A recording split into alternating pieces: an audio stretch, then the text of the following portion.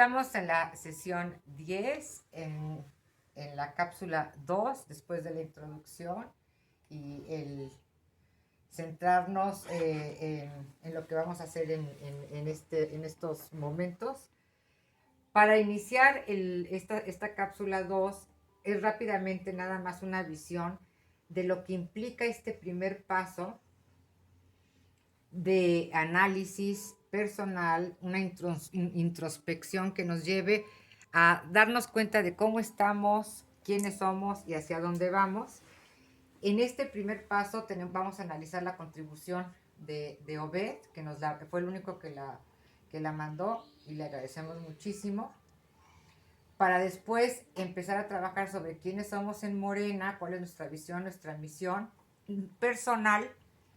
Además, no nada más lo que está escrito en los documentos que todos ya tenemos y que debemos de tener a la mano para poder ver qué tan cercanos estamos a lo que escribimos hace tiempo sobre el sentido de Morena y contrastar esto con la realidad que estamos de alguna forma viviendo. Y el paso 3 implica, una vez que analizamos tanto nuestra perspectiva personal para generar la coherencia y la congruencia con lo que establecen la idea que tenemos sobre cuál es el papel de Morena en la cuarta T, vamos a pasar a analizar, hacer la prospectiva que implica el soñar un poquito, ¿verdad?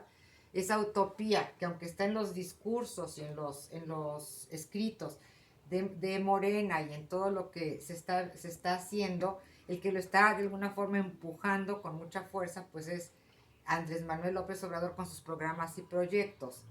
Pero tenemos que ver nosotros como militantes, como ciudadanos conscientes, participativos y críticos, hacia dónde vamos a estar dirigiendo nuestras comunidades, cómo vamos a hacer y con quiénes nos vamos a organizar, que ese es el inicio de un proceso de planeación estratégica importante, que vamos a ir empezando a conocer herramientas para ello. Y también poder contrastar, así nos vemos nosotros y también considerar cómo nos están mirando las otras personas, ¿no? Nuestras circunstancias respecto a lo que está sucediendo en el partido de Morena, que hay muchísimas cosas que analizar, la militancia de Morena y la cuarta T en acción, diríamos, con las propuestas y programas que se están generando a partir del gobierno federal encabezado por Andrés Manuel López Obrador. Una vez iniciado esto, vamos a pasar a recordar amablemente el Obed también está siendo muy participativo en este seminario, a recordar lo que vimos de alguna forma en la sesión pasada. Él lo puso ya dentro de una imagen mucho más atractiva. ¿Cuál es la transición de la visión tradicional a una centrada en la conciencia política, que es hacia donde queremos enfocarnos nosotros, ¿no? Entonces, esto la tienen ustedes hecha por mí, pero ya la van a poder tener bonita, diríamos, mucho más presentable, con la aportación de Obed.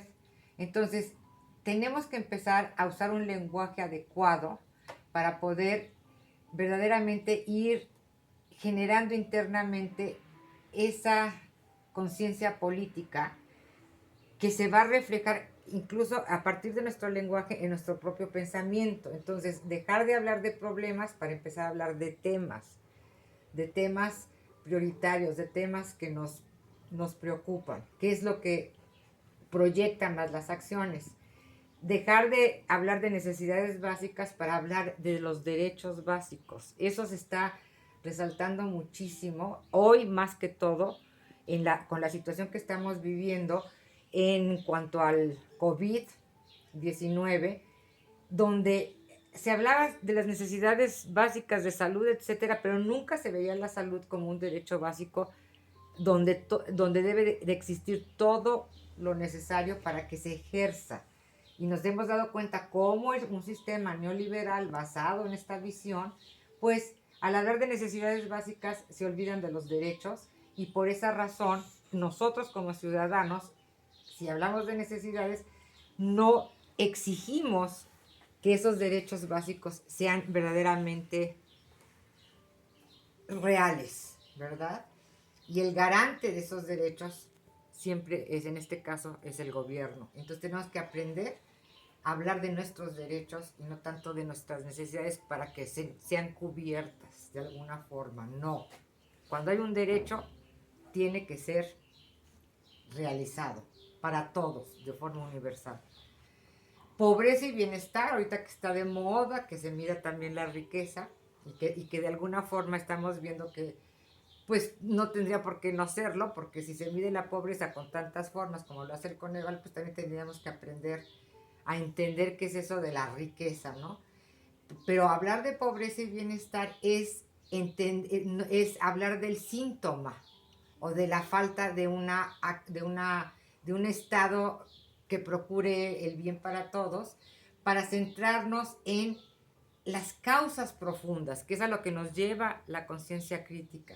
A partir de las causas profundas de esta situación, de este tema, que tiene que ver siempre con lo estructural, y es la distribución desigual de poder y de los recursos, ¿sí? Que es muy importante. Tenemos que tener claridad en cómo esa distribución desigual de poder y de los recursos es lo que genera que no haya un estado de bienestar y que la pobreza se incremente, pero no se soluciona si no se atiende esta situación. En este sentido, ya no vamos a hablar de proyectos, ¿verdad? Sino de estrategias y acciones que nos permitan mejorar esa distribución desigual de poder y de los recursos. Acuérdense que el poder, de alguna forma, es inequitativo y genera conductas, comportamientos, tanto en los que lo sustentan como en los que lo sufren, diríamos, los sometidos, como lo estábamos viendo en la sesión pasada con ciertas pequeñas lecturas que hicimos sobre Paulo Freire. Ojalá y estén leyendo ese libro, para ir entendiendo más cómo tenemos que ir revirtiendo toda esa falsa educación que hemos recibido, que nos ha hecho mantenernos sometidos, ¿verdad? Y pensando que está en otros el poder solucionar nuestros problemas y no en nosotros mismos, el poder solucionar nuestra situación de desigualdad y de inequidad. Somos nosotros los que verdaderamente vamos a poder hacerlo. Entonces, en lugar de estar hablando de planes estáticos y resultados definibles con indicadores y todas esas situaciones que son un lenguaje muy del mercado y muy del neoliberalismo, vamos a empezar a planificar y a desarrollar análisis continuos que nos permitan ver cómo vamos emergiendo con educación, formación y acción de esa ausencia de conciencia crítica sobre nuestra situación en el mundo, y esto no nada más es en México, sino es en el mundo, y este momento que estamos viviendo nos permite reflexionar, ¿no? Para pasar a la planificación y un análisis continuo de lo que queremos del mundo, lo que queremos para el mundo, y no estar nada más viendo si ya se disminuyó o no la pobreza, o si ¿cómo se llama?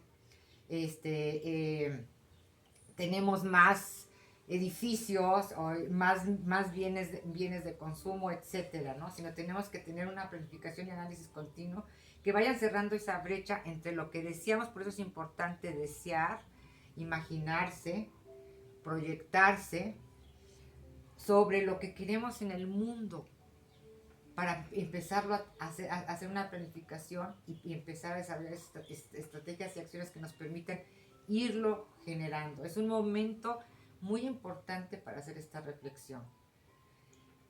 Ya no vamos a estar hablando de misión, sino es de esa visión para el cambio, porque esto es un cambio político. O sea, el desear un mundo mejor y diferente, una vez que estamos viviendo y sufriendo toda esta crisis que nos tiene encerrados a todos, ¿verdad? Y que estamos dándonos cuenta de nuestra vulnerabilidad como ciudadanos del mundo.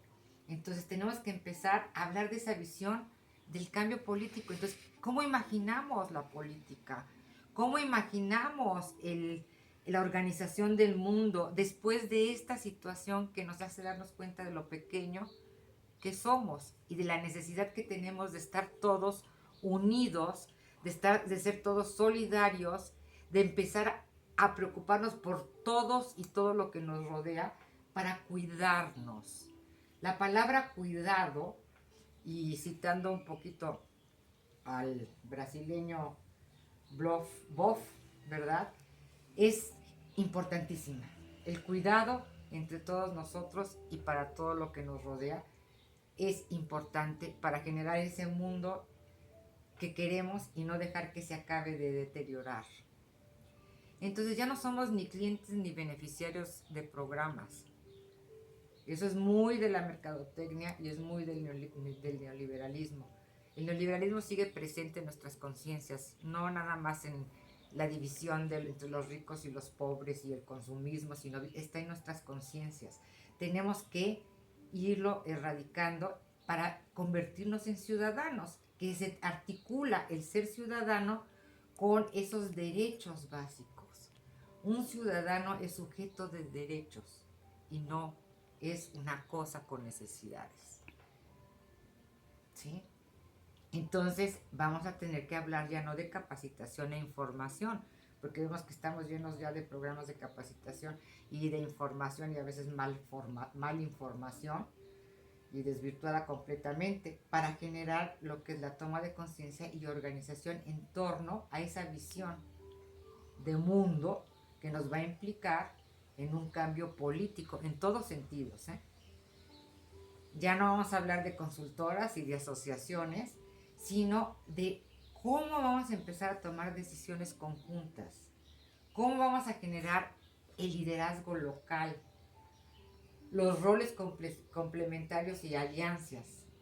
Ya no vamos a hablar de resultados, porque esto es permanente, es continuo, hay un análisis continuo, una planificación continua para verdaderamente acercarnos al ideal de acciones que queremos para ese mundo, esa visión de mundo, de país, de comunidad, de escuela, de familia, que todos deseamos, ¿no? Entonces vamos a hablar de cambio social. Y cuando hablamos de cambio social estamos hablando de cambio de pensamiento, cambio de formas de organizarnos, de valores y político para beneficio pues de los que han estado excluidos, pero en este sentido ya todos somos marginados de este sistema, ¿eh? O sea, la mayoría estamos en esta situación, no nada más los que carecen de recursos económicos, diríamos, ¿verdad? Sino todos nosotros, porque no hemos sido parte de esa visión y no hemos sido tratados ni nos hemos sentido ciudadanos sujetos de derechos básicos, sino siempre hemos estado al efecto de que otros determinen cuáles son nuestras necesidades y vayan resolviendo de acuerdo a lo que esa visión de mundo, que sí la tienen algunos, los pocos, los que ostentan el poder, la distribución desigual del poder, para nosotros, no para ellos. Entonces, tenemos que hablar del cambio social y político para beneficio de todos los que hemos estado excluidos de esa forma de pensamiento, y solamente con la conciencia crítica vamos a poder avanzar en este sentido.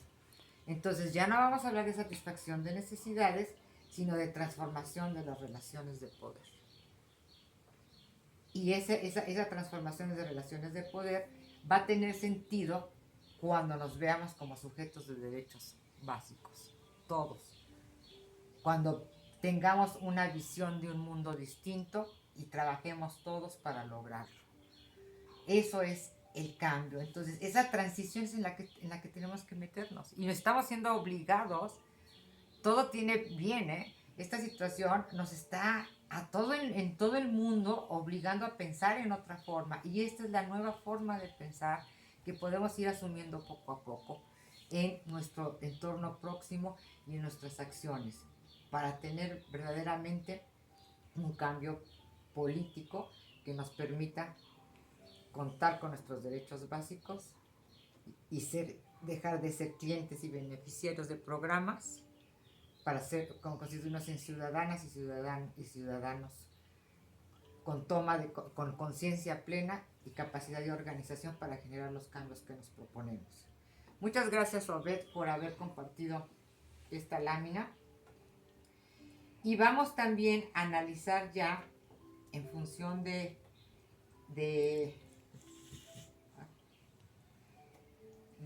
la siguiente posición ciertos ejercicios que tienen que ver con este proceso, ¿verdad? Vamos a centrarnos en el paso 1 y voy a, de alguna forma, a salirme tantito para poder entrar a los ejercicios de... ¿Cómo salgo de aquí? A los ejercicios de Obed para poder pasar ya a la parte siguiente. Entonces, concluimos la cápsula 2 con la aportación 1 de Obed y recordando lo que vimos la vez pasada para pasar a la siguiente cápsula.